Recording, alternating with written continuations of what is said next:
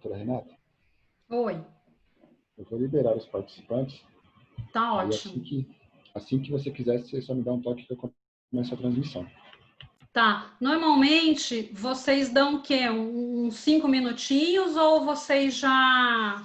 Os eventos já começam na sequência? Assim, os palestrantes vão começar a entrar, aí fica a critério de vocês, o tempo que vocês Tá, acharem melhor. tá bom. Obrigada.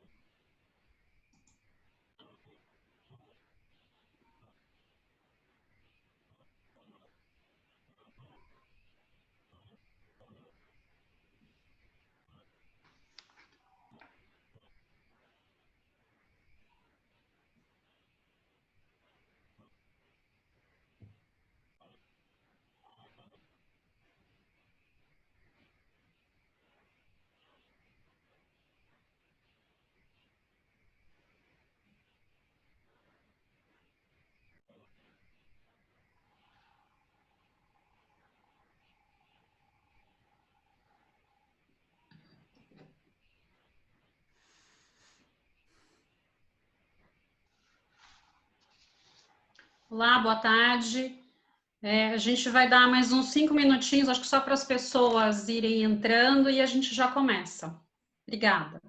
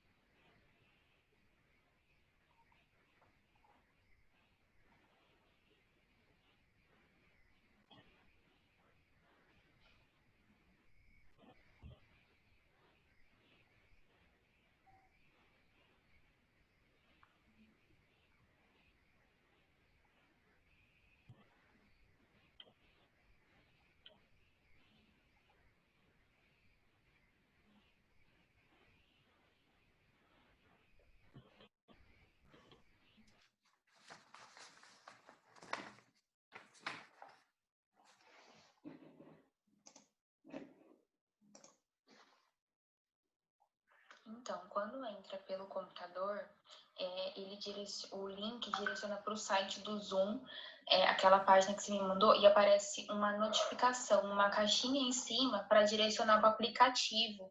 Aí você clica lá, direcionar para o...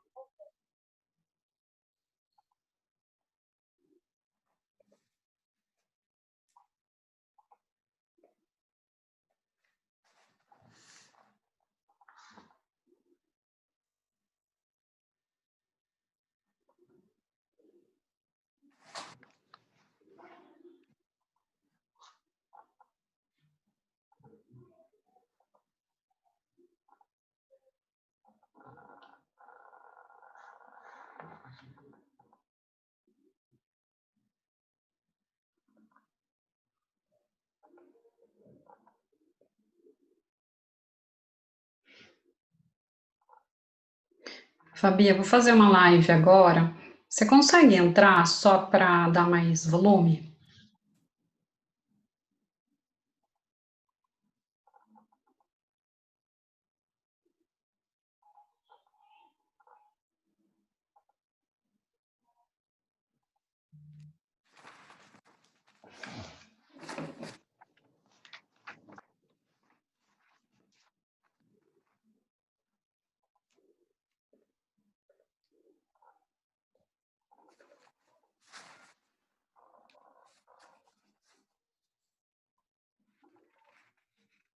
Tem algumas pessoas que estão com algum problema para ingressar. Eu estou recebendo aqui, eu até estou demorando um pouco, eu estou recebendo aqui um WhatsApp, eu até passei para o pessoal da OAB para ver se consegue resolver a questão do acesso. Por isso que a gente não começou ainda. Só um minutinho, gente.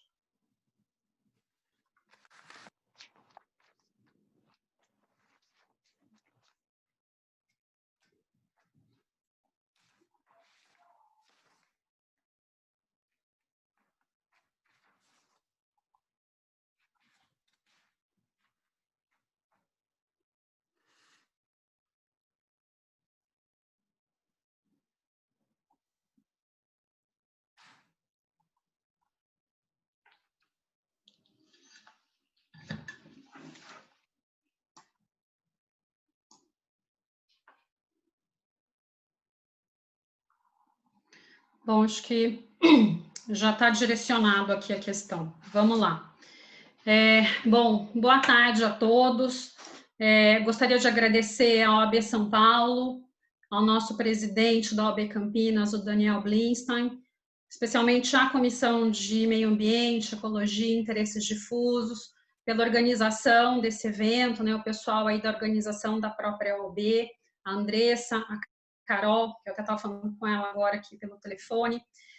Queria agradecer a participação de todos os nossos convidados de hoje, a Andréa Stru, que é o secretário de Meio Ambiente da Prefeitura de Campinas, ao Dr. Rodrigo Sanches, promotor de Meio Ambiente aqui do GAEMA, em Campinas, a doutora Ana Cândida, que é advogada atuante aí na área de meio ambiente e também direito minerário, e a todos que estão aqui podendo participar com a gente, discutir um pouco mais as questões ambientais na atualidade. Até fazendo um contraponto com um evento que eu e a Andréia a gente fez recentemente aqui, comemorando a Semana de Meio Ambiente no município de Campinas, o CEMEIA, que foi em conjunto, inclusive, com a própria OAB, o CIESP Campinas e a Prefeitura. A gente discutiu muito a questão da sustentabilidade, a questão da problemática da pandemia. Então, uma coisa que para mim ficou bem marcado, até diante de um dos palestrantes, é que a questão da sustentabilidade ela é uma mudança de atitude. A gente tem aí dentro às vezes do meio corporativo, diante do empresário, que investir em sustentabilidade muitas vezes é custo e não investimento. Então, que precisa ter uma mudança de entendimento de que o investimento na área ambiental ele é sim importante e ele, num primeiro momento, eu acho que não dá para a gente ver como um investimento, como um custo. Ele é um investimento e que a médio e longo prazo ele pode sim proporcionar aí benefícios e ganhos econômicos e ambientais muito grandes, Aqui só para eu contextualizar algumas coisas que têm acontecido na seara ambiental, principalmente, finalzinho de maio, começo de junho, até em detrimento da questão do Dia Mundial do Meio Ambiente, a CETESB editou, no dia 29 de maio de 2020, agora, a DD, a Decisão de Diretoria número 55, que disciplina aí algumas questões do processo administrativo dentro da CETESB para o Estado de São Paulo. Então, são várias questões ali que a DD ela traz, tentando dirimir algumas dúvidas, algumas coisas que aconteciam. E dentre as principais questões que eu vou ressaltar aqui para vocês, que eu acho que dentro do mundo jurídico a gente sentiu um pouco falta, é a questão da motivação, que novamente é reforçada a obrigatoriedade de uma motivação dentro dos autos, das decisões de auto de infração, algo que às vezes ocorria dentro dos processos administrativos, era não a penalidade final por falta aí de algum detalhe a mais na motivação da lavratura nesses autos de infração. Uma outra coisa que eu acho que chama bastante atenção é a notificação das defesas, dos autos de infração, das decisões das defesas administrativas, que a CETESB ela passa a fazer de modo eletrônico. E como que seria esse modo eletrônico? Através do e-ambiente. Então, se, na verdade, a pessoa ela não acessa o e-ambiente, a CETESB dá essa pessoa por citada 10 dias após de ter inserido essa informação de eventual decisão que tenha transcorrido dentro de um processo administrativo. Isso, talvez aí para uma celeridade do órgão, mas para a gente que advogado, que trabalha do outro lado, a gente fica um pouco preocupado, até em termos do cadastro, como está o cadastro das pessoas que vão receber essas informações no meio ambiente. Então, é muito importante que as empresas tenham o seu cadastro, o e-mail de recebimento bastante atualizado e que, às vezes, até em caso, a pessoa sai de férias e, às vezes, fica com um acesso aos e-mails de forma mais restrito, Então, que ela indique uma outra pessoa para fazer essa checagem, né, para que não se tenha o risco de você ter uma decisão e não poder entrar com um recurso, uma defesa, simplesmente por ter transcorrido aí o prazo para você poder se defender, né? A CETESB, ela também, nessa decisão de diretoria, ela veio reforçar, né, reafirmar o entendimento seu sobre a responsabilidade objetiva na esfera administrativa estadual. Esse, né, muitas vezes, às vezes acaba sendo um ponto um pouco controverso dentro de quem trabalha, né, com a área ambiental, já que a gente tem a responsabilidade administrativa, responsabilidade na esfera civil e na esfera penal. Então, na esfera civil, a gente já tem uma responsabilidade que acaba sendo aplicada de forma objetiva para a reparação integral do dano. E na esfera administrativa, a CETESB ela veio reforçar esse posicionamento. Esse posicionamento ele acaba contrariando um pouco o entendimento que o IBAMA vem apresentando em algumas decisões, entendendo que a responsabilidade administrativa seria, sim, subjetiva. E o próprio TCU proferiu, né, um entendimento também nesse mesmo sentido de que a responsabilidade administrativa ela seria subjetiva e não objetiva. Eu acho que tem essas questões, né, outro que a CETESB aí trouxe nessa decisão de diretoria, tem muitos outros pontos aí que vale uma leitura, uma análise, por conta aí de como se dará o processo administrativo em âmbito estadual. E por fim, que eu queria acho que falar bem rapidamente, foi uma decisão que foi proferida recentemente aí pelo STF, se não me engano, mês de maio também, reafirmando a questão da imprescritibilidade do dano ambiental. Essa já era uma tese que era adotada nos diversos tribunais. Eu acho que para quem é da área não causa, né, nenhuma surpresa, mas até outro dia, conversando aí com os outros advogados da área ambiental, a questão que eu acho que fica um pouco mais para a gente, às vezes é uma insegurança jurídica, né, porque o sempre você ser responsável, esse ad eterno, dentro do direito, traz essa questão da insegurança. Então, ainda que, né, que fosse 100 anos aí de você ter um prazo prescricional bastante longo, ele traz um pouco mais de segurança para o empresariado. E isso acaba revertendo um pouco uma preocupação muito na aquisição de imóveis, principalmente, às vezes, de atividades industriais que já aconteceram no passado, às vezes até uma locação, né? Você tem um imóvel que você loca a área, e essa área é utilizada de forma irregular, causando um passivo ambiental, e você muitas vezes se vê responsabilizado pela reparação daquele dano, não foi nem você que ocasionou, e isso acaba sendo, como a área que está contaminada, então às vezes numa compra, numa venda de imóveis, essa contaminação acaba sendo transmitida, né, entre aspas, assim, para quem está adquirindo essa área. Então, a questão da imprescritibilidade, eu acho que na prática ela acaba não mudando, mas talvez essa reflexão de que um prazo, né, para uma garantia maior, talvez fosse interessante o repensar essa questão do prazo, né? Essa decisão aí que foi proferida dentro de uma ação que estava no STF, ela também tem sido bastante discutida, porque era uma questão aí de fundo indígena, não tem muito a questão aí do dano por uma contaminação, por um meio mais urbano, era uma questão aí de supressão de vegetação em área indígena, então tem algumas particularidades e que às vezes tem vindo uma discussão aí dentro do mundo jurídico, né? Então são alguns pontos que eu queria trazer, né, para a gente refletir. Eu sei que a Andrea vai ter muito a acrescentar, o próprio Rodrigo, a Ana, então é um bate-papo aí que a gente vai fazer, tá? Obrigada.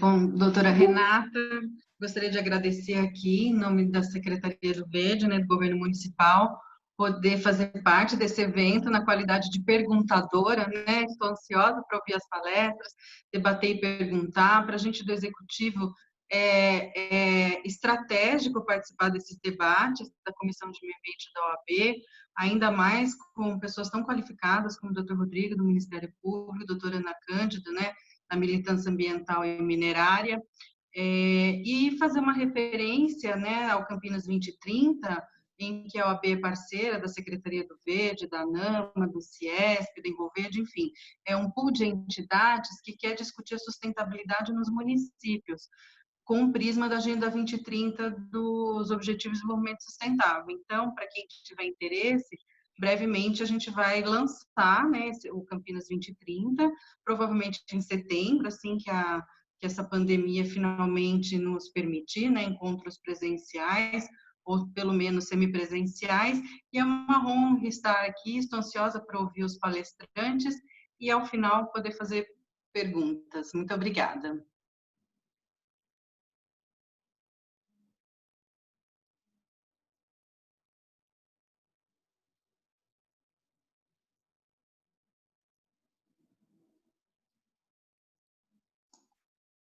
Rodrigo, você quer começar?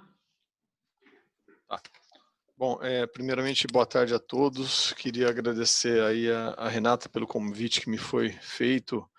Eu acho que essas discussões, eu sempre participo e gosto de participar dessas discussões quando a gente, principalmente no âmbito da Ordem dos Advogados, porque sempre o contraponto de quem está, muitas vezes, do lado da defesa, de empresas, de particulares, nos faz analisar, muitas vezes, a nossa própria atuação, né? Então, acho que a participação em debates como esse são extremamente importantes no sentido da gente poder abrir um pouco a visão da nossa atuação. Às vezes a gente fica naquela defesa incondicional do meio ambiente e se descuida um pouco de enxergar essas questões que envolvem aí a parte patrimonial, a segurança jurídica, para quem está do outro lado. Como nós vamos falar um pouco sobre essas atualidades do que nós estamos trabalhando na questão ambiental, a parte que me ficou aqui para conversar, para debater, foi muito mais a atuação do Ministério Público e um pouco mais focado na atuação do órgão que eu trabalho, né, do grupo que eu trabalho, que é o GAEMA. O Ministério Público ele tem sempre apenas um nivelamento de conhecimento para os demais que estão participando. Todos os municípios eles têm, evidentemente, um promotor responsável pela área ambiental no seu município, mas já há cerca de 12 anos o Ministério Público de São Paulo criou núcleos regionais de trabalho ambiental, né, promotorias especializadas de trabalho ambiental, que é um grupo de atuação, focado basicamente nas questões regionais de meio ambiente, né? Então a gente tem uma atuação, esses grupos hoje são em número de 10 no estado de São Paulo inteiro, mas nós representamos, esses 10 núcleos representam aproximadamente 44% da população do estado, em termos de abrangência territorial, 222 municípios, então nós temos uma atuação bem abrangente aí no âmbito do estado.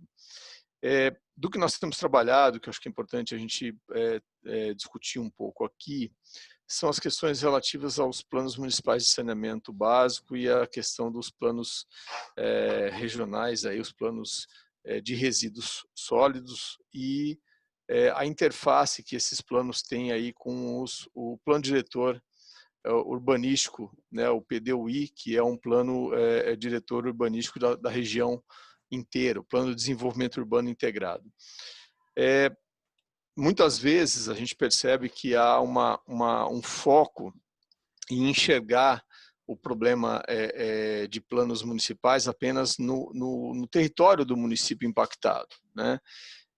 E nós vivemos numa grande metrópole, né? Campinas é aí a segunda maior metrópole, a região metropolitana de Campinas corresponde à segunda maior metrópole do estado. Nós temos um problema e um processo que gera um problema de conurbação muito forte, então os impactos ambientais que nós temos a partir dessa conurbação existente nos municípios, eles nos faz pensar e revisar a própria ocupação do território que a gente tem.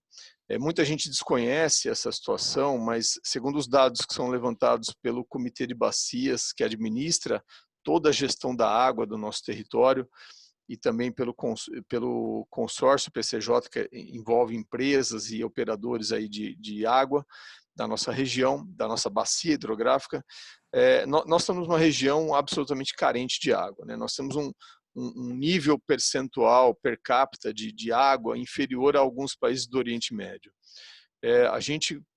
Nós não temos passado por necessidades ainda hídricas mais severas, a não ser naquela da crise de 2014, 2015, porque nós ainda temos reservatórios que foram construídos na década de 70, 80, que ainda nos garantem uma reservação. Mas esses reservatórios estiveram muito perto do colapso a partir da crise de 2014 e 15, em que nós vimos aí o risco, claro, de um desabastecimento. E isso nos faz avaliar qual é a capacidade de crescimento que a nossa região tem, né? Hoje nós temos, para a gente ter uma noção, além dessa questão da falta de água, nós não temos mais na nossa região praticamente espaço para novos aterros sanitários. Hoje, a grande totalidade dos municípios da nossa região levam os seus resíduos para um aterro particular, o Estre, que fica no município de Paulínia, que já está numa segunda ampliação. Então, isso vai gerar em algum momento, e isso já vem permeando alguns planejamentos, ele já vai permear, ele já vai levar nós a uma discussão relativa à necessidade ou não de processos mais avançados de cuidados com o lixo, como a incineração, como o mass burn, como a produção de energia a partir desse resíduo. Se isso é bom ou se isso é ruim, evidentemente, nós vamos ter que discutir isso socialmente. Então, nós não somos uma cidade, né? Campinas não é, falo isso porque eu resido aqui, mas não é uma cidade ilha, né? É uma cidade onde as suas decisões ambientais, as suas decisões políticas administrativas refletem em todos os outros. Eu vou usar um exemplo recente, que nós trabalhamos durante mais de um ano, que foi uma gestão compartilhada na parte de saneamento entre o município de Campinas e o município de Valinhos. O município de Campinas e o município de Valinhos, eles dividem algumas áreas, né, onde o esgoto tratado ele é lançado, né? Então, Valinhos rapidamente ela trata o seu esgoto no Ribeirão Pinheiros, que é um afluente do Ribeirão Atibaia, onde Campinas capta 95% da sua água. E esse lançamento, esse Ribeirão Pinheiros, ele chega a cerca de 800 metros, mais ou menos, da captação de Campinas. Então, o tratamento adequado dessa água, ele é de alto interesse para o município de Campinas, tanto que quando Valinhos construiu a sua primeira estação de tratamento de esgoto, foi a Sanasa e Campinas que injetaram dinheiro para que esse tratamento ocorresse, para não prejudicar a captação. Pois bem, a partir dessa ideia de coparticipação, ou dessa ideia de um meio ambiente, ou de um tratamento de meio ambiente regionalizado, recentemente, né, isso foi em final de 2018, a Sanasa, juntamente com o Departamento de Água de Valinhos, fizeram uma interligação, planejaram, né, e vão começar a executar uma interligação de tratamento de esgoto entre dois municípios. É uma das poucas experiências entre região metropolitana em que isso está acontecendo, mas isso mostra a importância de que esses mecanismos de solução ambientais ocorram por um planejamento regionalizado, né? Nenhuma decisão tomada em um município, ele deixa de impactar. Se nós não tivermos um bom tratamento nos municípios a montante, as pessoas às vezes perguntam qual o impacto que isso gera, por exemplo, na atuação de Campinas, né? A questão que um tratamento mal feito, ele impacta no número, né, no volume, no custo de tratamento para o município vizinho.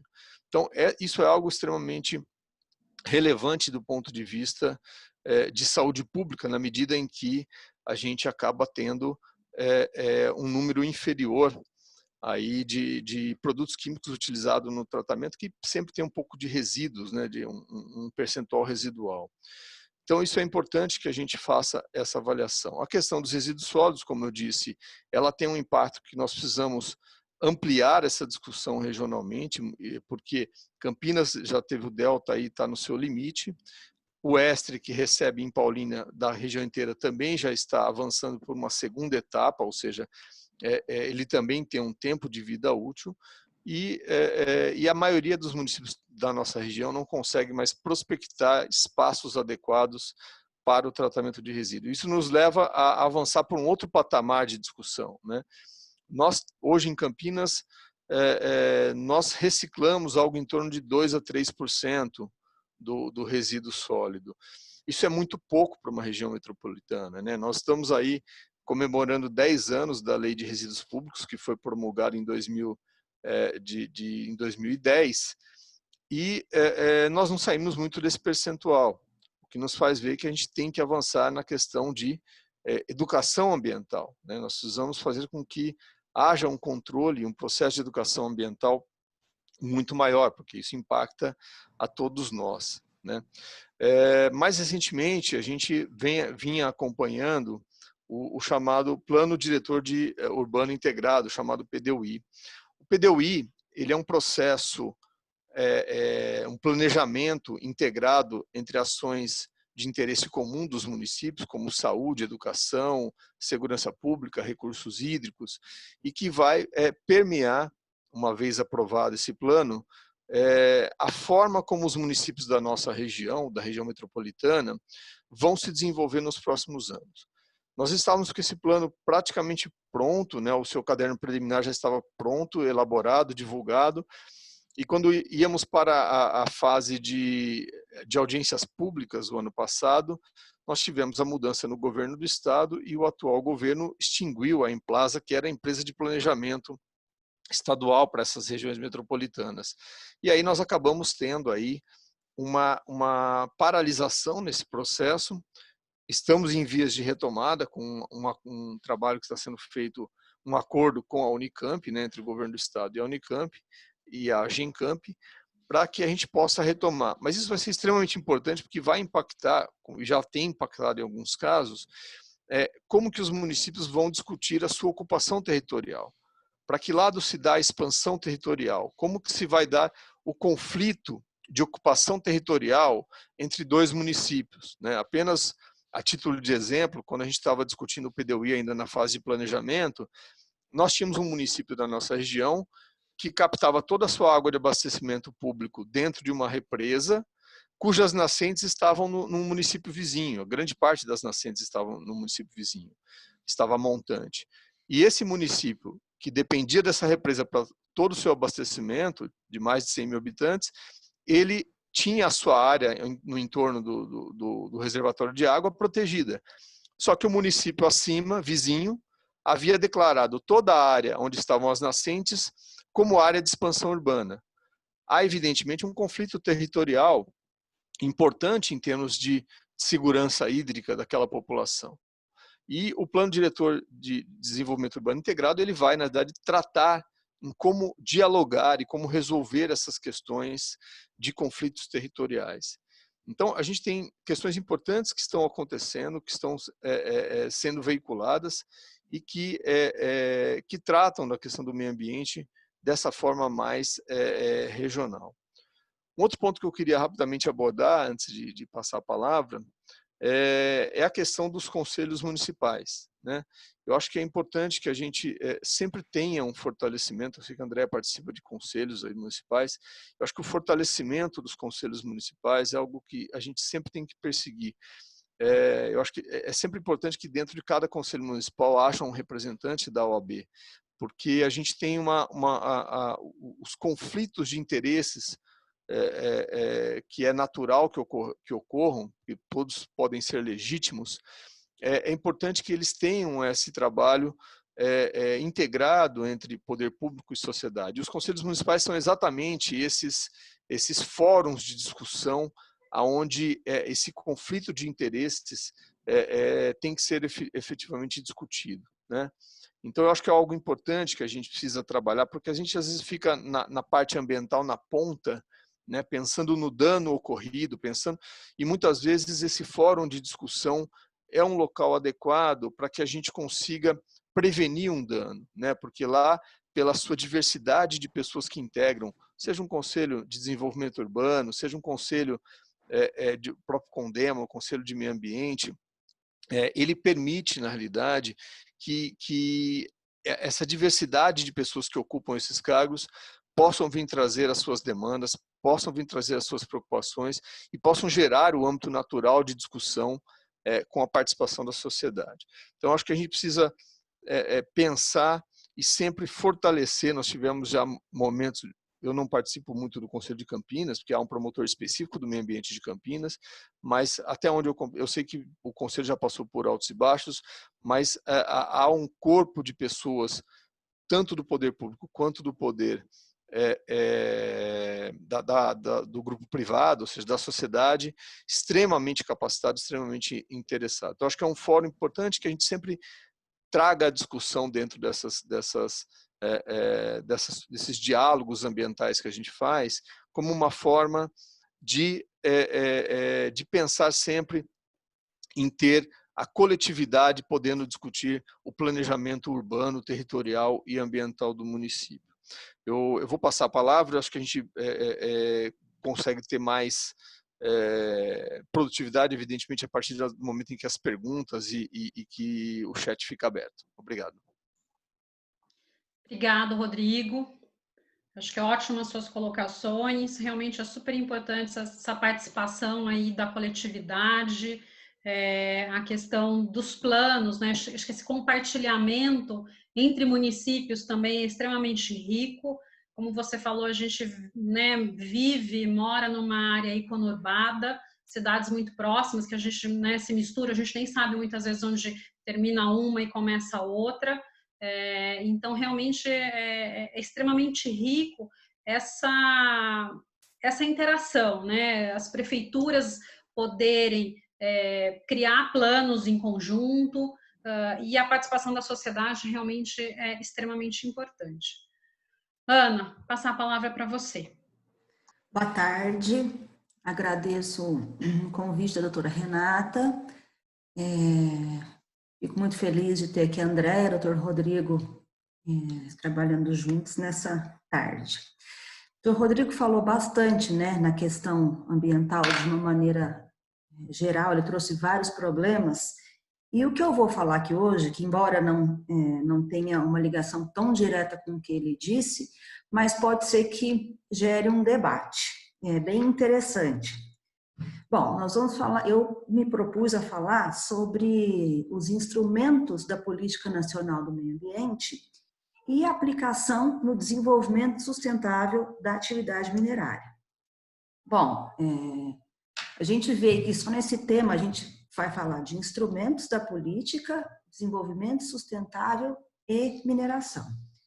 O primeiro ponto que a gente tem que levar em consideração é que a mineração é essencial, ela é imprescindível. Chega a ser até um clichê, todas as vezes que a gente tem que falar disso, todas as introduções de artigos, introduções de livro que a gente vai ler nessa área começa. A mineração é importante por isso, mas eu vou falar mais uma vez. Indústria automotiva, indústria aeronáutica, construção civil, alimentos, siderurgia, tudo isso depende da mineração. Então, não tem como ignorar e não entender e estudar a importância da indústria e a sua relação com o meio ambiente para que ela possa ser feita de uma maneira sustentável. No Brasil, nós temos um potencial de solo incrível. Temos grandes jazidas de ferro, nióbio. E um dado aqui do DNPM interessante com relação ao estado de São Paulo. O estado de São Paulo tem 3.000 áreas habilitadas para mineração, sendo que 95% delas é para agregados da construção civil. Ou seja, mexe com a economia, mexe com a indústria. Tá, Mas, por outro lado, a gente tem aí a mineração causando impacto ambiental, né? A gente tem problema de depósito de rejeito, de estéril, contaminação de água, perda de vegetação nativa, ruído, dentre tantos outros problemas, né? Que tanto Andréia quanto o Dr. Rodrigo devem sempre ter esse tipo de problemática, né, nas suas atuações. Bom, então, diante disso, diante dessa essencialidade de um lado e impacto ambiental do outro, como que a gente pode conciliar? E é sobre isso que eu queria falar, porque tem que se basear na questão da sustentabilidade, certo? A sustentabilidade, ela tem 3 vertentes, né? Que é a vertente ecológica, a vertente econômica e a vertente social. Ou seja, se não houver um benefício para esses 3 elementos juntos, a atividade não é sustentável. Outro dia eu vi o Ricardo Amorim falar que o tripé da sustentabilidade não pode ter nenhum pé bambo, porque se tiver um bambo, não tem sustentação. Achei muito interessante essa figura de linguagem dele, porque assim, o tripé que sustenta, então se um desses 3 pontos está bambo, nada se sustenta. Bom, aí a gente vai tratar da lei que trouxe a Política Nacional do Meio Ambiente, que eu acho muito interessante pela história dela. Essa lei é de 81, quer dizer, 7 anos antes da Constituição. Isso mostra que a questão ambiental já estava na pauta do Brasil.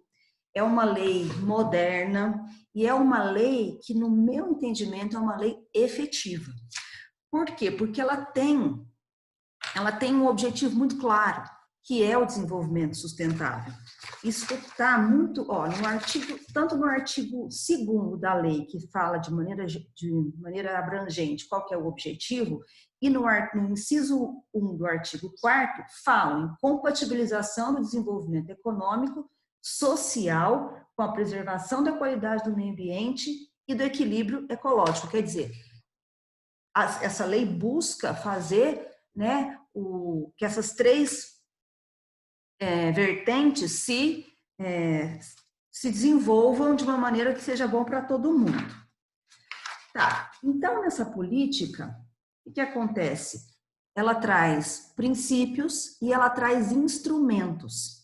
Os instrumentos da política nacional, o que são instrumentos? São ferramentas. Ferramentas para quê? Para executar essa política nacional do meio ambiente. Então, quer dizer, a lei traz uma política, a lei traz princípios, né, que a gente tem que observar, e a lei traz instrumentos, quer dizer, olha, eu te dou tal ferramenta para você poder trabalhar a questão do meio ambiente de maneira sustentável.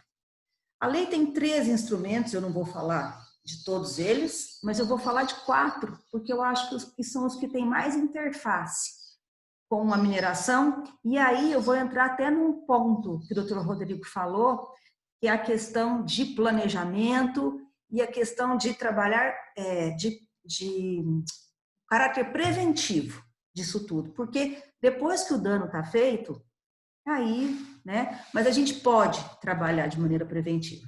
Bom, qual que seria o primeiro instrumento?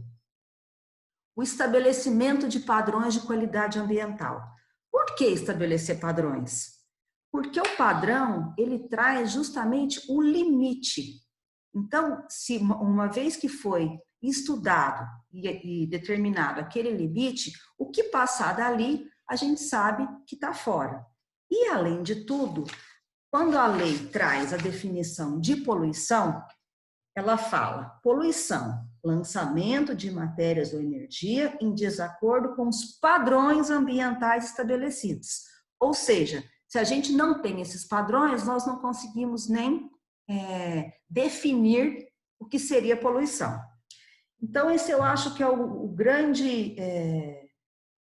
a grande contribuição dos padrões é para que a gente tenha um norte. E aí nós temos padrão de qualidade de ar, de água, ruído, etc. Aí eu pergunto para vocês, como é que funciona, né, a utilização desses instrumentos como forma de garantir, ou pelo menos tentar fazer um desenvolvimento sustentável de uma mineração? Bom, uma mineração, na hora que vai pedir o licenciamento, ela tem uma série de questões que ela precisa planejar e que ela precisa mostrar para o órgão, né? E esses padrões são essenciais, ou seja, a primeira coisa que ela tem que observar, eu tenho condições de cumprir esse padrão? Eu não tenho condições? Se eu colocar um filtro, eu vou conseguir? Então, já está pré-estabelecido, é planejado, tá? Bom, aí nós vamos para um outro instrumento, que é o zoneamento, e que aí tem a ver com o que o Dr. Rodrigo falou. O que é zonear? Zonear é definir determinadas áreas onde tais e quais atividades são proibidas, permitidas ou toleradas. Qual que é a grande questão do zoneamento? Ele é um planejamento, vou até usar um pleonasmo aqui, um planejamento prévio, mas eu acho que ilustra, né, a questão, que facilita muito para o órgão licenciador, facilita para o minerador, facilita para a sociedade, porque todo mundo já sabe como que é o mapa daquela região. Até porque nesses zoneamentos tem participação da sociedade, participação de grupos, participação das áreas interessadas e participação técnica.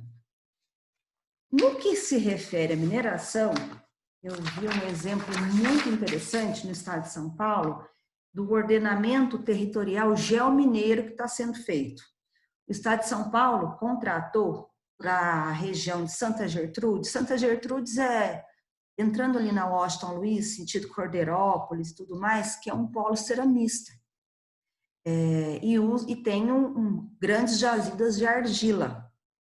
Quer dizer, o IPT, que é o Instituto de Pesquisas Tecnológicas, fez um estudo e trouxe a classificação de 3 zonas: a zona preferencial para mineração, a zona controlada e a zona bloqueada.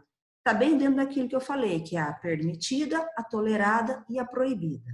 Então, na hora que um investidor, um minerador, resolve que ele vai querer empreender naquela região, ele já tem uma coisa pré-estabelecida, né? Então, isso traz muita, eu acho que traz segurança, né? Tanto para os dois lados, tanto para o lado do investidor, quanto do lado da população e também do lado do meio ambiente. Então, quer dizer, cumpre o tripé está seguro com essa questão.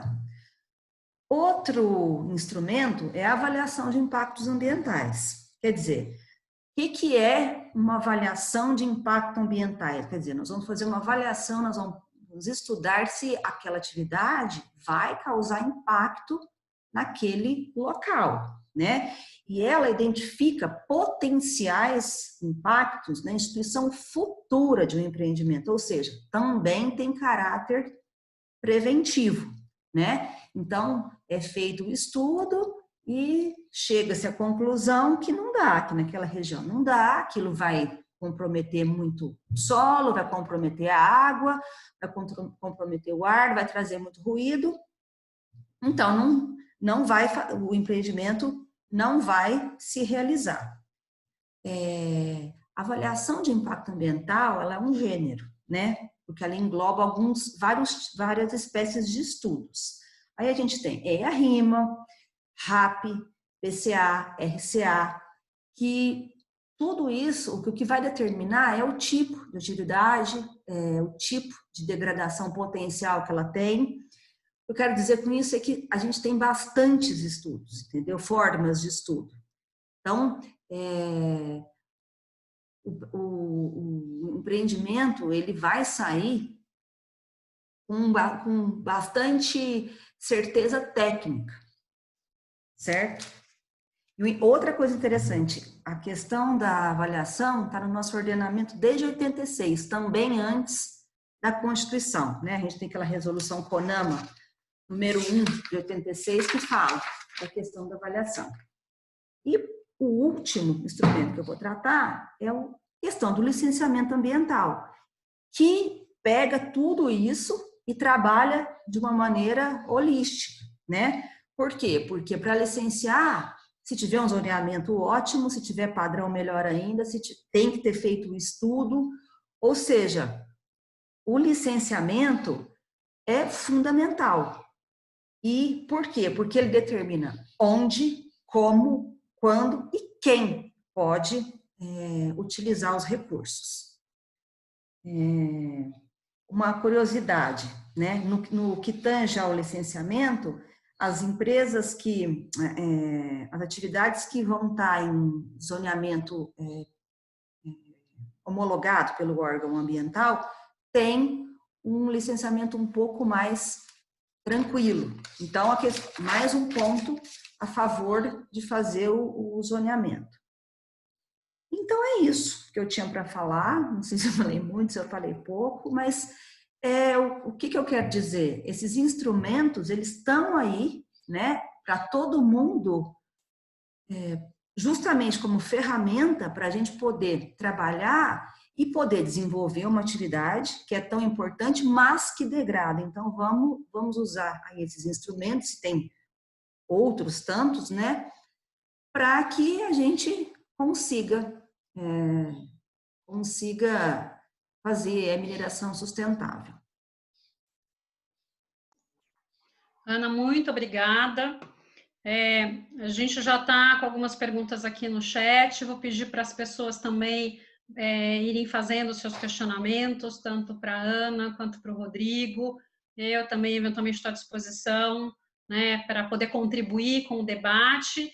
E eu queria que a Andréia, então, começasse com a nossa rodada de perguntas. Obrigada, Renata. Muito bons debates, né?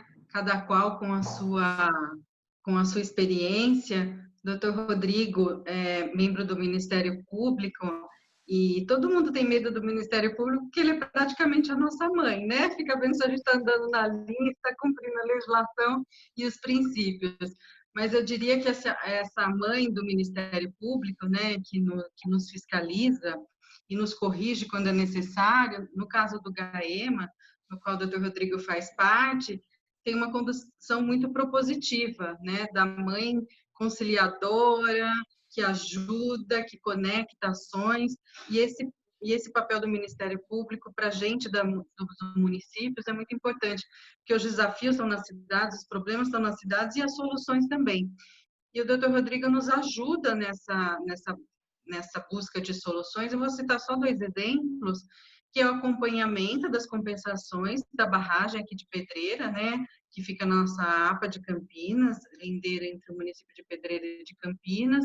Ele tem uma atuação muito forte, digamos, uma parceria com o CONJAP, inclusive, né, apoiando o Conselho Gestor da APA, e a atuação também metropolitana, quando se fala do Reconecta, né, ajudando a gente levar os princípios de parques lineares, principalmente corredores ecológicos para a proteção da biodiversidade e da fauna, em caráter metropolitano. Então, a minha indagação para ele vai nesse sentido.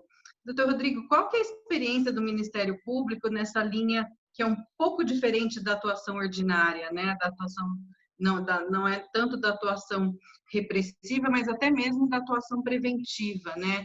Eu queria ouvir um pouco do senhor, porque é uma experiência interessante, até porque nós que somos do Poder Executivo, a gente se conecta muito com essa atuação, mas talvez os advogados não tenham tanto conhecimento desse outro olhar do Ministério Público do Estado de São Paulo. E para a doutora Ana, eu vou fazer uma pergunta provocativa, mas é provocativa porque ela está na mídia, ela faz parte das nossas preocupações, que quando a gente fala em mineração, fala em direito minerário, todo mundo agora só lembra de barragem. Barragem advinda de mineração. Teve Brumadinho, enfim, né? Vira e mexe, uma barragem rompe, acaba vazando água, outras maior e menor monta. Qual que é a experiência da senhora, de muitas ações judiciais, enfim, a experiência da senhora nesse sentido, né? A senhora falou muito em prevenção, em licenciamento. citando a política de meio ambiente, que é bem importante, mas que lição que o setor minerário tira, né, dessas mazelas, né, grandes mazelas, inclusive, ocorridas por barragens advindas de mineração. Bom, por enquanto é isso, doutora Renata.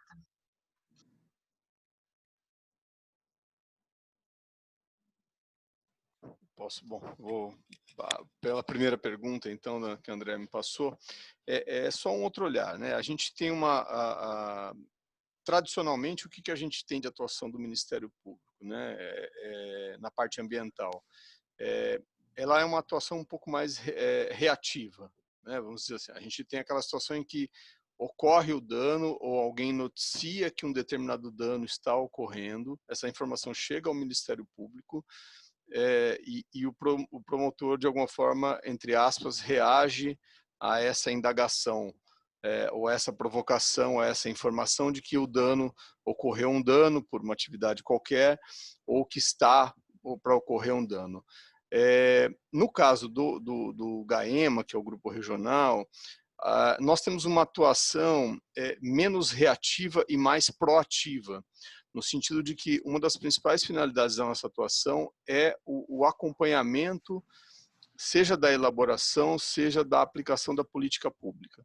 Então, nesse aspecto, enquanto acompanhamento da elaboração e da implementação de políticas públicas, e por ser uma promotoria, um grupo de atuação regional, a gente acaba, de alguma forma, trabalhando muito mais como um auxílio aos municípios em relação a isso, dando uma visão preventiva por parte do Ministério Público, do que propriamente repressiva. Não que ela não ocorra, né?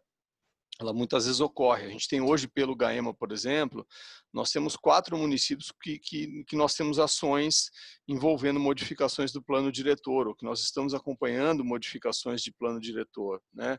Hoje nós temos Indaiatuba, Valinhos, Vinhedo, Várzea, ali do lado de Jundiaí, e Piracaia. Piracaia não, Jarinu, desculpa. Por conta de problemas de modificação territoriais que envolvem e avançam em outros municípios. Então, é uma visão bem diferente realmente, né? A gente atua bastante aí com o André em alguns casos, com a Renata em outros casos, mas é uma forma de uma atuação mais proativa no sentido de colaborar com a solução do problema, porque não necessariamente a gente está tratando com um dano ocorrido, né? E isso nos permite contribuir efetivamente com a tentativa de solução, ajudar a pensar a política pública. Então, acho que essa é uma experiência realmente diferente. Eu queria só fazer uma complementação, antes que eu perca a informação, mas é interessante, né, no que a Ana Cândida colocou, que quando a gente teve, né, da atividade minerária, quando a gente estava discutindo o PDUI, né, quando a gente foi discutir a ocupação territorial da região metropolitana aqui nossa, de Campinas, nós tivemos uma reunião em que apareceu um representante do setor minerário, e foi muito interessante a colocação dele, né? Porque ele falou assim, olha, a atividade minerária, principalmente da construção civil, né?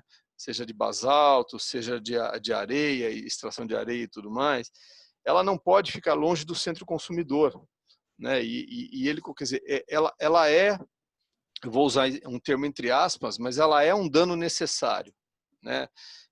Porque ela impacta. Nenhum de nós, não se asfalta a rua, não se constrói casa, não se faz calçada, né, sem que você tenha minério, né? Vamos falar que areia é um minério, então desde a areia, que é uma atividade minerária, a extração de areia, até a questão aí das usinas das nossas jazidas de basalto na região, né, que são utilizadas para as mais diversas obras aí de construção civil. Então, ela é um dano.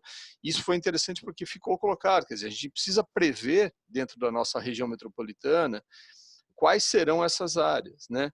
E muitos dos problemas ambientais, eu já atuei, hoje no GAEMA nós não temos nenhum caso específico de atuação em atividade minerária, mas eu já atuei nisso bastante. O grande problema é justamente uma das coisas que a Ana falou, que é a falta de planejamento. Porque uma atividade minerária, uma vez identificado as áreas que são atividades minerárias, você tem que ter uma proteção do entorno. Você tem que ter uma proteção, seja na chegada da cidade, quer dizer, a cidade não pode chegar até a atividade minerária, ela não pode crescer em direção àquela área, né? Porque ao crescer em direção àquela área, as atividades vão ficar absolutamente incompatíveis, né? E como elas, em geral, se situam na periferia da cidade, em áreas que eram são propriedades rurais, quer dizer, quando se vai fazer um plano de uma alteração de plano diretor, essas áreas têm que ser pensadas, elas têm que ser de alguma forma bloqueadas. E não é um bloqueio no interesse só do particular, né? Ela é um bloqueio no interesse da coletividade, que precisa daquela atividade como um mecanismo de um crescimento.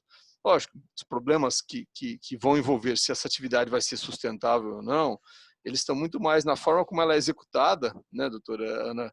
É muito mais a forma como ocorre a execução da extração da atividade minerária, muitas vezes não seguindo o processo de licenciamento, do que a atividade em si. Ela é uma atividade danosa, ela é uma atividade de grande ou médio impacto, dependendo como ela ocorre, mas ela é necessária, né? Ela vai ter que acontecer, né? Porque ela é imprescindível dentro de um sistema de uma sociedade moderna como a que nós vivemos. A questão é o mecanismo de como se executa e, principalmente, o processo de fiscalização sobre essa execução, né? Eu queria só fazer essa contribuição, porque foi muito interessante essa discussão ao longo da elaboração do PDUI, né? Isso veio de uma forma muito intensa, né? Numa das discussões, a questão de você prever áreas, né? Essas áreas já são conhecidas porque elas estão em prospecção ou estão em fase de investigação, mas você prevê esses quadriláteros de minerários, de investigação, para que você não permita que a cidade seja, porque você vai fazer desmonte com detonação, você vai ter trânsito de caminhão, quer dizer, você tem os impactos negativos, eles são muito mais aumentados à medida em que eles não são previstos ou não são contidos a partir de um crescimento desordenado, né? Só queria fazer essa contribuição. Andréia, eu vou usar um pouco do que o Dr. Rodrigo falou para responder a sua pergunta. Essa questão que você colocou de barragens e desses acidentes que aconteceram recentemente, inclusive assim, envolvendo quase que a mesma empresa, né? É uma questão, como o Dr. Rodrigo disse, na minha opinião, de como foi executada e como houve ou não a fiscalização. Por quê? Porque é óbvio que era uma atividade licenciada e para isso foi feito um estudo, né? Grandes estudos. Aí das duas uma, ou não teve fiscalização ou foi feito sem pensar. Até porque a gente sabe que o tipo de barragem que eram utilizadas eram as mais baratas, né? E tanto que agora está tendo até um processo de que todo esse tipo de barragem vai ser proibida daqui para frente, só outras formas. Então, eu vejo isso como um problema de gestão da empresa e de fiscalização do órgão.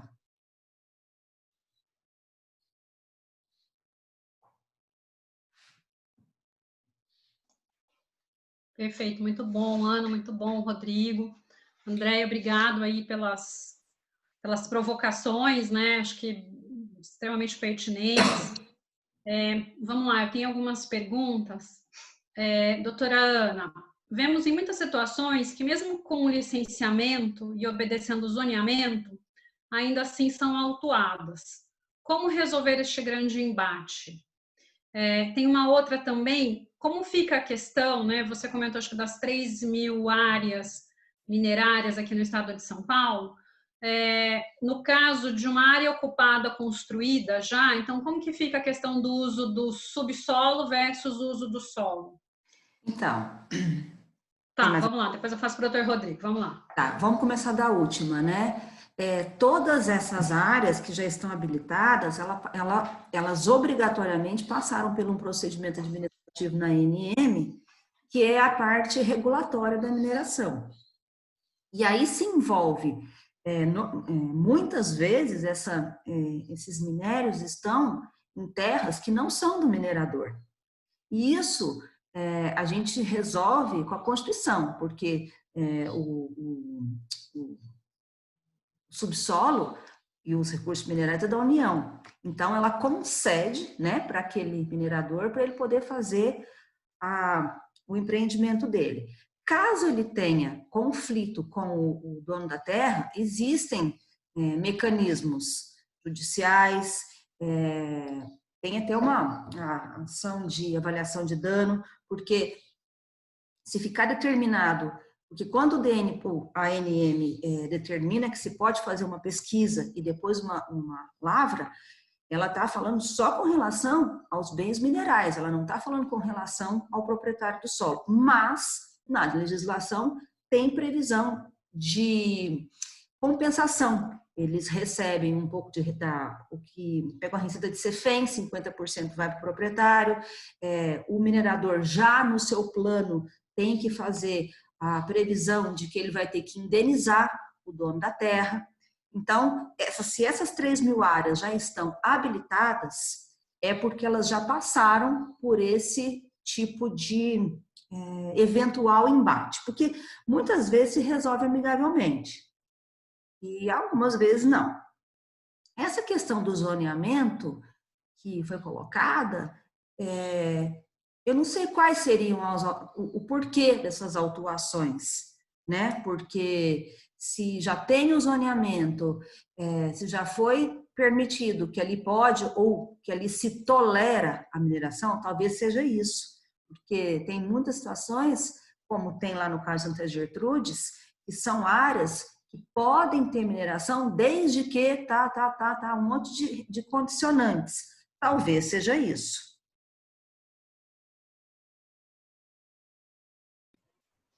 O grande problema, complementando, o grande problema não está muitas vezes na atividade regular, né? A atividade regular é onde eu vejo, pelo que eu já trabalhei nos maiores problemas, muitas vezes o proprietário não reserva ele vai extraindo dentro lá do seu perímetro de mineração,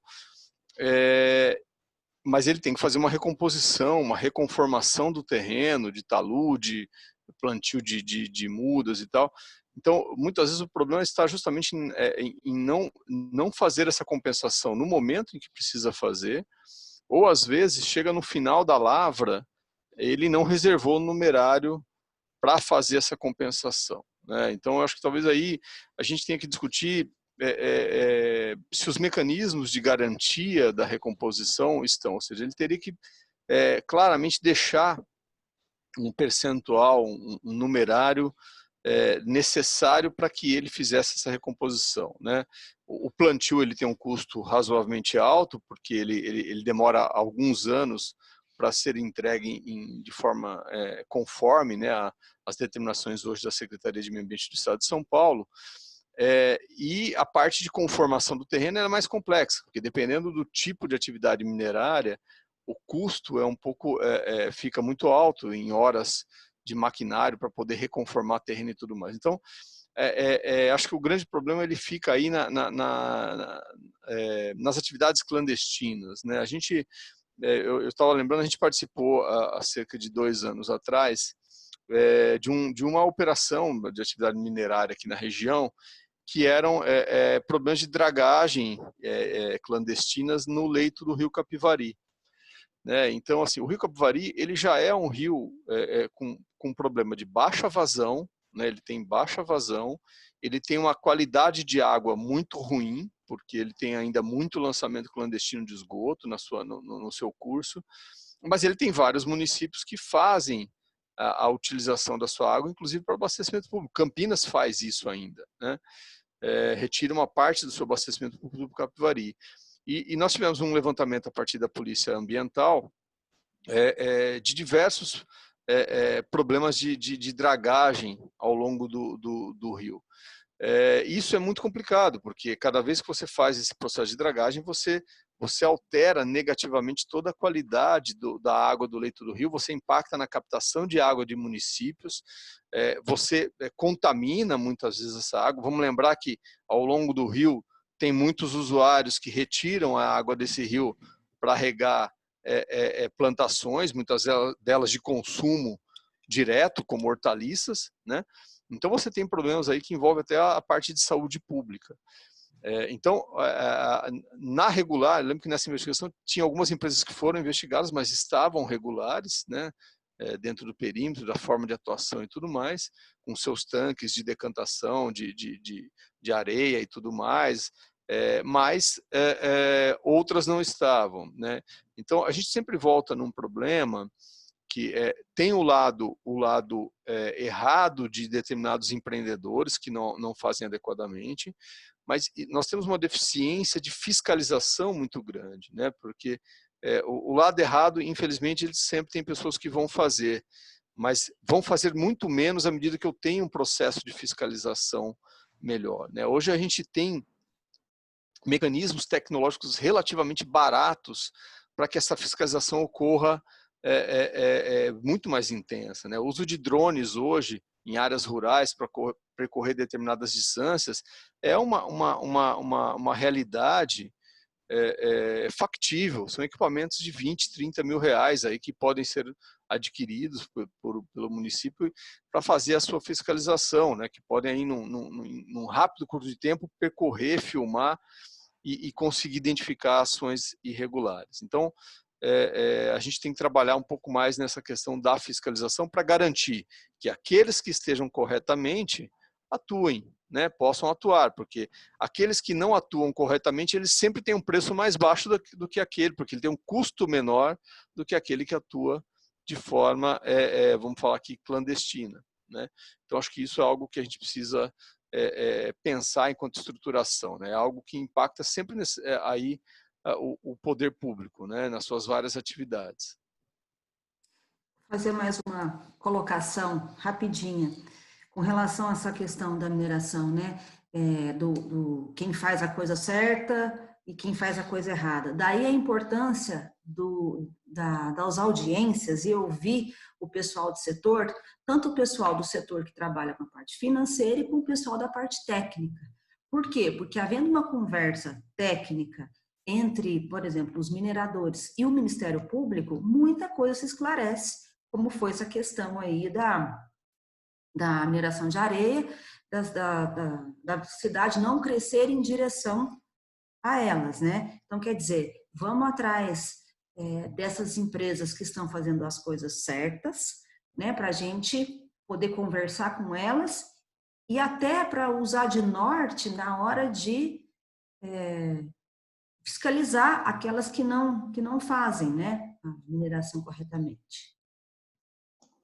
Não, perfeito. E, assim, eu particularmente vejo um problema, talvez, nessa área minerária, né? É um pouco da falta de conhecimento. Exatamente. Porque a sensação é que, para a gente que já lida na área ambiental, já não é um tema, às vezes, tão recorrente, né? Para quem não é nem da área, às vezes não tem nem conhecimento. Uma vez chegou para mim, há uns anos atrás, uma empresa que comprou uma área, sem saber, tinha um marco, né, era um polígono lá de uma área que poderia ser utilizada para alguma atividade minerária. E a empresa também não soube, quando adquiriu a área, começou a fazer as obras, passou por cima de marco, quando falaram assim, não, pera lá, o que é isso aqui que está fazendo no terreno? Né? Vamos ver do que se trata, se precisa de alguma negociação ou não, vamos precisar mudar projeto. Então, assim, até assim, para o empresário, ele não faz muita ideia. Ele, na verdade, para a pessoa comum, de modo geral, né? Eu tenho a propriedade do solo, subsolo é meu também, né? E não é essa a questão. Então, eu acho que é essa falta de clareza de que o subsolo ele é da União e eu não posso fazer o que eu bem entendo com o subsolo, que eu acho que precisa ter maior clareza aí de um modo geral, né?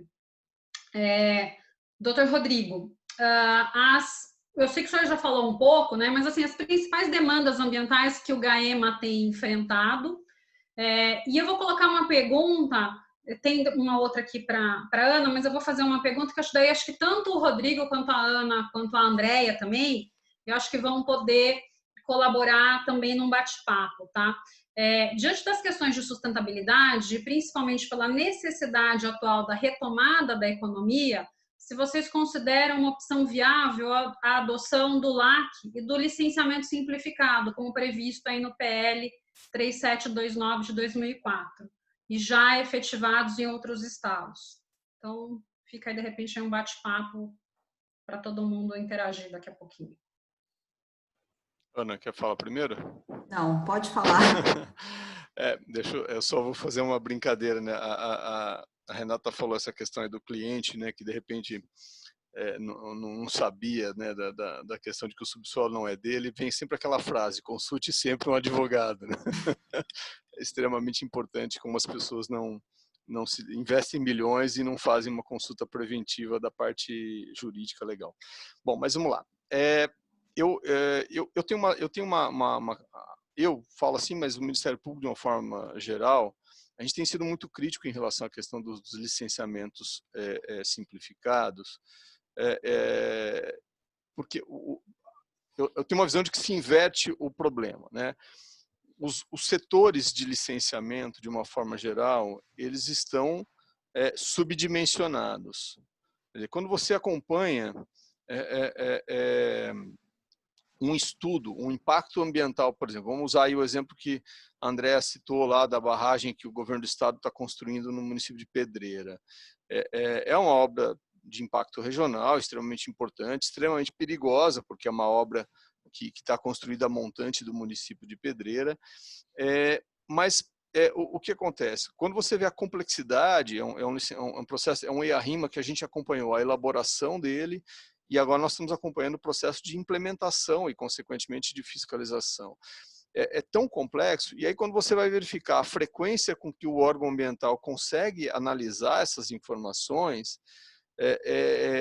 tem um delay muito grande, tem um espaço de tempo muito grande, e aí você vai lá para o órgão ambiental, você vai conversar a realidade, aqui eu falo mais especificamente da CETESB, você vai verificar que o número de técnicos para tratar a demanda é muito pequeno, né? Nós temos o poder público, nós temos que enxergar, e essa é uma discussão que eu sempre tenho com colegas que trabalham da iniciativa privada, que infelizmente é uma realidade. Na iniciativa privada, uma empresa, ou ela faz o seu funcionário trabalhar 15 horas por dia, ou ela contrata mais funcionário, porque das duas, ou ela perde mercado, ou ela entra em colapso. E o poder público não trabalha com essa lógica. Às vezes a demanda, ela é uma demanda muito grande, mas você não tem formas de crescer adequadamente a demanda. Então eu falo assim, é mais fácil você, de alguma forma na questão do licenciamento, você critica o poder público ou a agência ambiental, porque ela demora muito para o processo de licenciamento, mas o Estado não dá a condição para que esse processo de licenciamento seja mais ágil, né? E aí você vem aquela questão, você culpa a inércia e não a estrutura, e aí você traz a fórmula mágica, que é simplificar ou permitir que a aprovação se dê por um processo de decurso de tempo, que é um absurdo, né? Porque o que as pessoas não entendem, e isso é uma questão extremamente que vem pouco aos debates, é que toda vez que um processo de licenciamento ele ocorre de forma errada, né, ou ele ocorre de uma forma subdimensionada, o prejuízo é socializado. Se eu pegar naquele caso que eu estava exemplificando, quer dizer, se eu tenho, que eu falei lá da atividade minerária clandestina no Rio, quer dizer, a falta de uma fiscalização permanente, mais adequada sobre isso, em relação a quem vende areia, como é que vende, essas empresas de depósito de construção, de onde que elas compram efetivamente, qual o caminho que esse material vem e tudo mais. Quer dizer, como você não tem um sistema integrado de comunicação, na prática o que acontece? Quem socializa o prejuízo? Socializa o prejuízo quem está, por exemplo, tratando a água, captando aquela água. Então você privatizou o lucro, porque alguém está lucrando com aquela clandestinidade, e você está socializando o prejuízo. né? Então, eu acho que o processo de licenciamento, algumas coisas podem ter um processo simplificado, como elas já têm. Né? Hoje você tem vários licenciamentos praticamente autodeclaratórios no sistema da CETESB. Né? Agora, esses processos mais complexos, quando você discute a simplificação através, inclusive, de como já se tentou já por 2 vezes no atual e no governo anterior, passar por um processo de aprovação por decurso de prazo, é você trabalhar exatamente com a inércia de um órgão que não tem a capacidade técnica, principalmente em número, não na qualidade dos técnicos, mas a capacidade de volume de pessoas necessárias para avaliar, e aí você simplesmente inverte a lógica da aprovação. Então, eu fico com um temor, porque eu acho que se beneficia quem precisa do licenciamento, evidentemente, mas em algum momento esse custo ele vai ser socializado com a sociedade, né? E de várias formas, seja na forma da saúde pública, seja na forma de, por exemplo, na forma aí de prejuízos no tratamento de água, como eu coloquei, que todo mundo socializa o prejuízo. Só um exemplo. Eu trabalhei, doutora Ana, lá na região de... Fui promotor durante 6 anos em Cordeirópolis, que é a região ali do quadrilátero, ali com Santa Gertrudes, Rio Claro e tudo mais. Então, eu conheço bem aquela parte da atividade minerária. E ali, ao longo de muito tempo, se discutiu, por exemplo, nós tínhamos naquela região, apenas a título de exemplo, nós tínhamos índices de poluição ambiental de particulados igual a Grande São Paulo. Então, nós estamos falando de pequenas cidades do interior, cujo índice de poluição de material particulado era tão alto que equivalia às medições da estação do Parque Dom Pedro em São Paulo, que é a área central do município de São Paulo. Estou falando com dados aí que na época a CETESB me passou.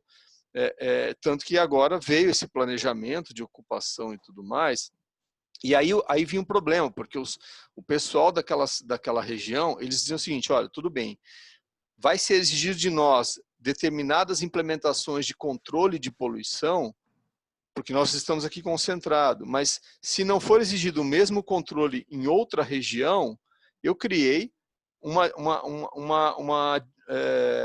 que eu vou falar? Uma desritmia aí, eu criei um problema econômico-financeiro diverso para outra empresa que está numa outra região. Então, eles pediam muita unificação. Essa discussão era bem complexa, envolvendo a CETESB, envolvendo as empresas lá, a Aspacer, que era a representante lá dos ceramistas, né? E que bom que veio, né? Eu acompanhei um pouco lá pelo Gaema de Piracicaba esse planejamento da atividade minerária naquela região. Passo a palavra.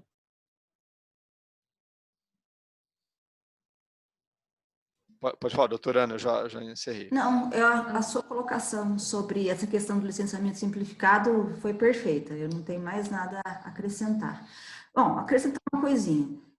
Esse licenciamento simplificado, ele significa o quê? Que ele vai ser um licenciamento feito de qualquer jeito? Aí eu coloco essa questão, né? Como é que é esse licenciamento simplificado? Então, fica a dúvida. Andréia, você quer complementar? Gostaria, porque esse assunto já me deu até comichão. Eu tive a oportunidade de fazer parte do Conselho Nacional de Meio Ambiente, enquanto ele existia, né, pelo menos tinha reunião, pela ANAMA, né, a nossa secretária aqui do Verde de Campinas, o Rogério Menezes, era presidente da ANAMA, que é a Associação dos Órgãos Municipais de Meio Ambiente. E pela minha formação jurídica, acabei, e por eu ter escrito um livro sobre municipalização do licenciamento ambiental, acabei sendo indicada para fazer parte dessas discussões lá no CONAMA. Muito bem. Então, o PL 3729 é muito conhecido pela gente, né, por conta de toda essa discussão no CONAMA, né, na Câmara dos Deputados. Só para vocês saberem o que está lá no PL, pelo menos acho que é a última versão, porque ele muda de versão com muita frequência. Está lá no artigo 2º, inciso 11, que LAC, né, que licença ambiental por adesão e compromisso, é um ato administrativo que autoriza a instalação e operação de atividade ou empreendimento mediante declaração de adesão e compromisso do empreendedor aos critérios, pré-condições, requisitos e condicionantes ambientais estabelecidos pela autoridade licenciadora. Qual que é a questão da LAC, né? A questão da LAC é o seguinte: o órgão licenciador coloca, então, aquelas informações, a empresa vai lá e assina, olha, cumpri tudo, e a licença é emitida automaticamente. Qual foi a posição da ANAMA naquele momento, né? É contra. Nossa posição, né, municipalista, é contra. Por quê? Porque ela macula o princípio basilar do licenciamento ambiental, que é da prevenção, né, dos estudos preliminares, da gente minimamente conhecer o empreendimento e saber o que está acontecendo no mínimo, né? E, evidentemente, que dentro do processo trifásico, pode haver, sim, aglutinação de uma licença ou outra, isso é possível, né, em alguns casos. E eu vou falar um pouco da experiência de Campinas, se a doutora Renata me permitir, muito rapidamente.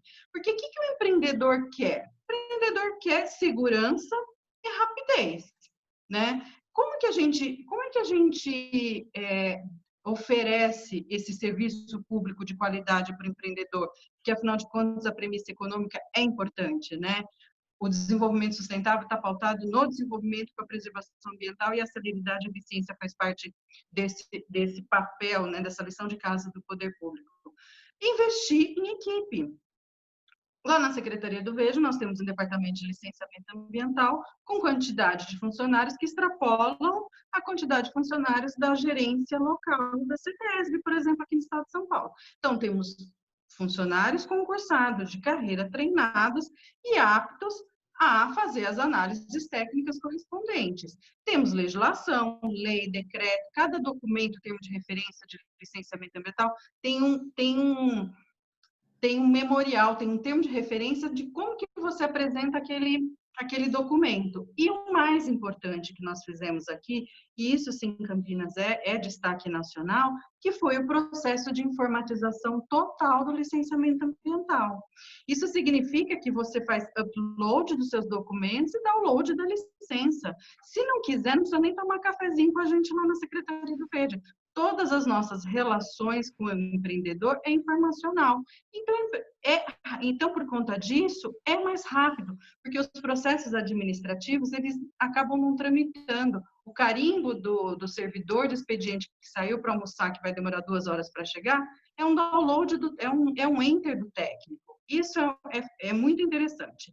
E outra coisa interessante também, que foi uma experiência nossa aqui de Campinas, né? Até porque eu também já fui diretora de licenciamento ambiental, é que também a iniciativa privada acaba contratando assessorias que, ao invés de, por exemplo, protocolar um laudo de caracterização de vegetação, protocola a história de Campinas em relação às áreas verdes. Não diz quantas árvores vão querer cortar para aquele empreendimento X. Quer dizer, então, precisa haver uma tecnicidade do lado de lá também. E como nós resolvemos isso no licenciamento ambiental? Quando a gente vai fazer um comunique de que tal documento está errado, não atendeu o termo de referência X, porque as regras são todas objetivas, vai um e-mail para a empresa de assessoria, mas vai para o e-mail também do empreendedor, daquele que contratou a empresa de assessoria, para ele verificar se aquela empresa está sendo bem remunerado e prestando um serviço de acordo com aquela remuneração. Então, existe uma série de questões que precisam ser dialogadas, né, em relação ao licenciamento ambiental, porque todo mundo quer mudar a legislação para simplificar. Mas será que vai resolver? Eu, particularmente, acho que a LAC, em alguns casos, principalmente obras de impacto significativo, vai prejudicar, porque o licenciamento ele vai ser mitigado, e aí depois a gente vai para a parte da responsabilização, né, lá do artigo 225, parágrafo 3º da Constituição Federal. Aí vem auto de infração, vem termo de ajustamento de conduta, ação criminal, quer dizer, um desabor enorme para o setor produtivo, que eu imagino que eles não querem, né? Imagino que o setor produtivo internaliza as premissas de sustentabilidade nos seus projetos e quer agir preventivamente, não quer ter dano na sua história de empresa, né? na sua história do setor produtivo. Então, essa questão da LAC, particularmente, acho que ela tem que ser melhor discutida, né? Todo mundo temos que discutir o que é o processo de licenciamento ambiental, né? Como que funciona? Quais são as bases? Eu estou falando da experiência de Campinas, porque ela é uma experiência de sucesso. Campinas está no Portal Nacional de Licenciamento Ambiental no Ministério do Meio Ambiente como um case que os outros municípios podem se inspirar, justamente por isso, porque a gente conseguiu atingir esse mínimo de gestão. E até fomos além do que a legislação federal fala. Por quê? Porque os nossos conselheiros do CONGEAP, principalmente do CONDEMA, têm acesso ao licenciamento. E todos os pedidos de licenciamento ambiental passam por ele e os conselheiros podem se manifestar.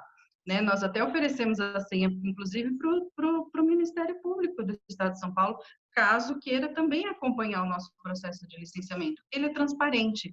Esse é um outro ponto, né?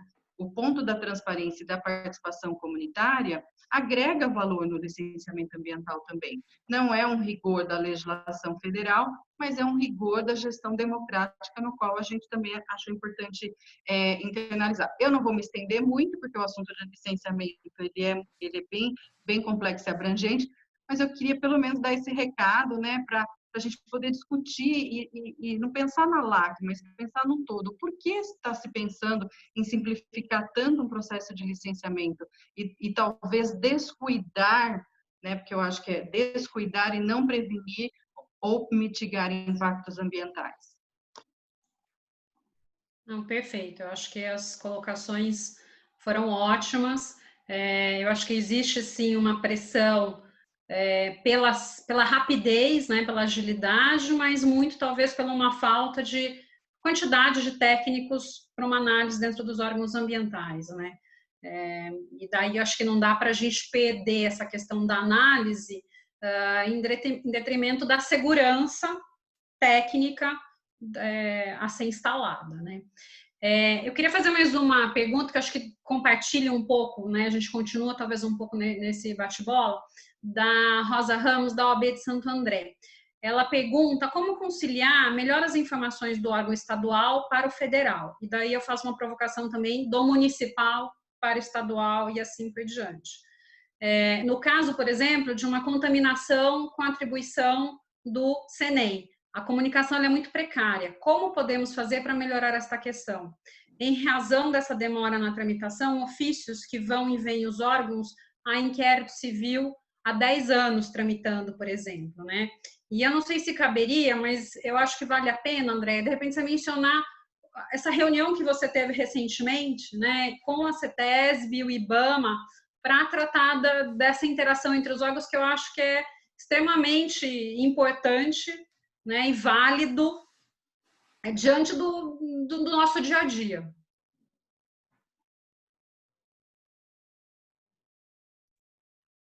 Assim, né? Acho que a questão da interação com os órgãos ambientais de licenciamento é extremamente importante, né? A doutora Renata está citando uma reunião técnica, né, que nós tivemos lá na Secretaria do Verde, entre o presidente do IBAMA, o doutor Eduardo Pim, entre o gerente local aqui da CETESB, o Tiago, e né, comigo e com o nosso diretor de licenciamento ambiental, Leandro, e nossa coordenadora de fiscalização, porque as pessoas às vezes esquecem que junto com o licenciamento necessariamente tem a fiscalização, né? Então, a troca foi muito no sentido da gente trabalhar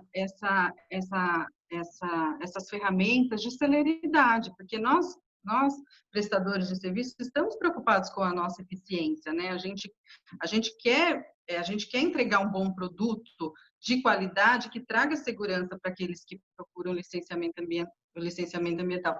Ninguém quer ter dor de cabeça depois. Então, se o nosso trabalho for qualitativo, né, a rapidez agregada necessariamente à qualidade, isso traz uma segurança enorme para quem quer investir em Campinas, né, para quem quer trazer ou no Estado, né, no caso da CETESB e da União. Então, um dos pontos que foi destacado na reunião foi como que a gente trabalha agora em tempos de Covid, né? O IBAMA lançou, né, logo uma instrução normativa, né, do trabalho remoto.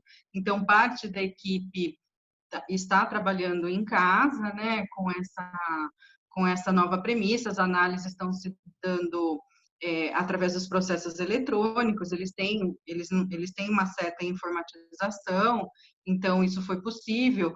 A CETESB, ela está parcialmente, né, trabalhando, os técnicos estão se revezando, vai uma parte para não ter a acumulação de servidores lá na CETESB. Lá na Secretaria do Veja, até então, até a semana passada, nós estávamos praticamente 100% em casa, trabalhando de casa também com teletrabalho, principalmente o pessoal do licenciamento ambiental, porque, como eu falei para vocês, o processo é 100% eletrônico, então, não importa de onde você está trabalhando, né? Se você trabalha da sua casa, acaba tendo certos ganhos, que foi o que a gente dividiu nessa reunião. Por incrível que pareça, a nossa produtividade em emissão de documentos subiu 20%. Né? Muitos servidores moram em outras cidades, acabam perdendo tempo com deslocamento, enfim, né? Então, a gente percebeu que a emissão desses documentos ambientais aumentou, e a gente aproveitou também para revisar alguns atos normativos que nem sempre dava tempo, né, durante o horário ordinário de trabalho. Então, isso fez com que a gente também repensasse a nossa legislação e nossos procedimentos de licenciamento ambiental. E esse foi um ponto, inclusive, em relação ao licenciamento ambiental, não como um caráter de comando e controle, mas como um caráter de fomento, né? Nós redefinimos, né, os parâmetros do selo S. O que é o selo S? Em Campinas, a gente premia o empreendedor que internaliza a índice de sustentabilidade para além da legislação. Então, a gente dá isenção de taxa, o processo passa na frente, existe essa normativa da corrida do bem, digamos assim, né? Nós queremos incentivá-los.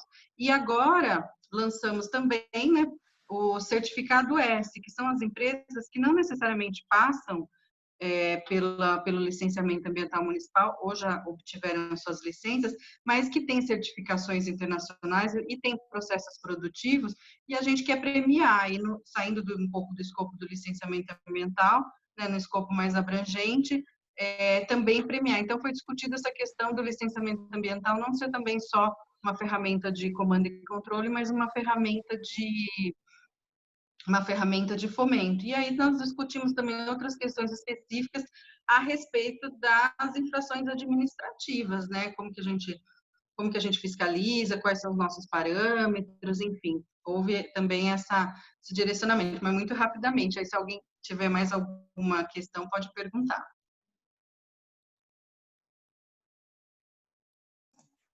Ana, Rodrigo, não sei se vocês querem complementar. Eu queria só fazer uma observação. Um dos grandes problemas, essa questão da troca de informações, ela tem duas vertentes, né? Tem um problema muito sério, às vezes, na escolha do sistema tecnológico, da linguagem de informação utilizada no sistema. Então, às vezes os sistemas não se conversam mesmo. Então, o pessoal de TI, a gente já teve algumas situações em que o pessoal de TI fica meses quebrando a cabeça para conseguir migrar um determinado grau de informação para outra plataforma. Então, isso é uma questão assim, bem complexa. Muitas vezes existe uma fala que dizem assim, né? Quem tem informação tem poder, né? E muitas vezes determinados órgãos não querem compartilhar informações entre eles, né? Porque essa informação é minha, eu detenho essa informação. O que nem sempre isso deixa de ter uma utilidade quando você tem essa necessidade de uma melhor comunicação. Então, assim, tem essa questão, vamos dizer, política da informação, e tem essa questão tecnológica da possibilidade de troca de informação. Mas eu concordo que o que a Rosa coloca, que eu acho que é importante. A gente está discutindo com o DAE e a Secretaria de Meio Ambiente, uma plataforma nova para as informações, já está em teste beta, mas para as informações referentes à perfuração de poços artesianos, né? Hoje a perfuração de poços artesianos ela se dá a partir de uma autodeclaração, a pessoa entra lá no site do DAE e presta todas as informações. A gente teve várias discussões para conseguir ter assim, uma informação com o DAE, no sentido de que esse sistema ele tinha que ter uma conversa com o sistema de vigilância sanitária, através do chamado CISÁGUA. Por quê? Porque um poço artesiano, na sua grande maioria, ele é uma fonte alternativa de abastecimento de água pública. Então, o dado de qualidade, além da informação da existência do poço, a informação referente à qualidade da água que esse poço vai fornecer, ela é extremamente importante. Quem faz a avaliação de qualidade da água para consumo, que muitas vezes é utilizado, é o sistema de vigilância sanitária. Então, não tinha por que não acontecer uma comunicação ou que o sistema não tivesse uma conversa entre as informações do CISÁGUA com as informações da existência do poço. E foram várias reuniões com uma certa reticência de alguns setores do poder público em colocar, até que o atual secretário, né, o Dr. Penido, da CIMA, bateu o martelo, não, que a hora que ele realmente entendeu, não, mas isso é realmente importante, não, é importante, nós discutimos isso com essa importância, ele acabou determinando que tinha que ter informação e eles estão lá trabalhando para que essa informação exista. Eu acho que muitas vezes a gente tem que usar, a gente tem trabalhado muito isso no Ministério Público no sentido de, principalmente os GAEMAs, que trabalham com essa questão da política, de ao identificar problemas de comunicação, que a gente tem sentado muito com o poder público para discutir essa necessidade de que essas informações estejam, esses sistemas estejam conversando. Eu acho que a OAB precisa, né, através da Comissão de Meio Ambiente, precisa ter esse papel também que a gente faz, né? Ou seja, a partir do momento em que os diversos associados, né, identificam nessas conversas como a gente está tendo agora, essa problemática, eu acho que a OAB tem essa força de provocar o poder público e falar assim, olha, vocês têm que criar um estudo para ver se essa demanda é possível. Envolve o âmbito federal e estadual? Sim, mas as partes têm que sentar e conversar, né? Essas demandas, elas têm sido trabalhadas pelo Ministério Público? Tem, mas é o que a gente fala, as demandas são tantas que qualquer parceria é bem-vinda, né? Então, eu acho que a OAB consegue trabalhar nisso, né? Porque vocês têm os graus, né, estadual, tem aqui as subseções locais, tem as estaduais, tem as nacionais. Então, é preciso criar um mecanismo para que isso seja, porque no final das contas, essa melhor comunicação ajuda todo mundo, né? Ajuda o advogado, ajuda o promotor, ajuda o empreendedor que quer segurança e rapidez na sua demanda. Então, acho que a gente tem que pensar um pouco, identificar quais são os problemas e provocar a solução com o poder público. Às vezes ela não é tão simples, como eu falei. Se ela for política, a gente tem que vencer a resistência política. Quando ela é tecnológica, às vezes ela é mais complicada que a resistência política, porque às vezes ela realmente, os sistemas muitas vezes não conseguem se conversar, né? Mas a gente precisa caminhar e provocar essas conversas.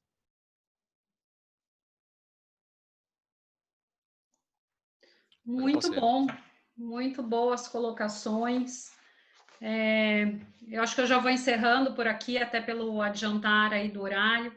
Foi uma delícia conversar com vocês. Eu acho que foi muito boa essa troca aí de experiência, esse bate-papo com o pessoal que estava assistindo. Agradeço a todos, né, por estarem acompanhando até agora. Obrigado, Rodrigo, né, pela parceria, por todos os convites sempre aceitos nas conversas, né, até na faculdade, quando eu dava aula, a Ana, por contribuir aí com todo esse seu conhecimento na parte minerária, A Andrea também é uma parceria, né, que vira e mexe a gente está se encontrando em algumas palestras, alguns debates. A participação aí da prefeitura, né, que sempre foi bastante intensa, e realmente é uma gestão diferenciada, como você mesmo falou, em todos os avanços que a Prefeitura de Campinas já teve nessa área ambiental. Bom, acho que é isso. Se alguém tiver ainda alguma pergunta depois, é só encaminhar para a gente da comissão, a gente está à disposição. Muito obrigado. Uma boa noite para todos. Boa noite. Obrigado igualmente. Obrigada, boa noite. gente. Boa noite.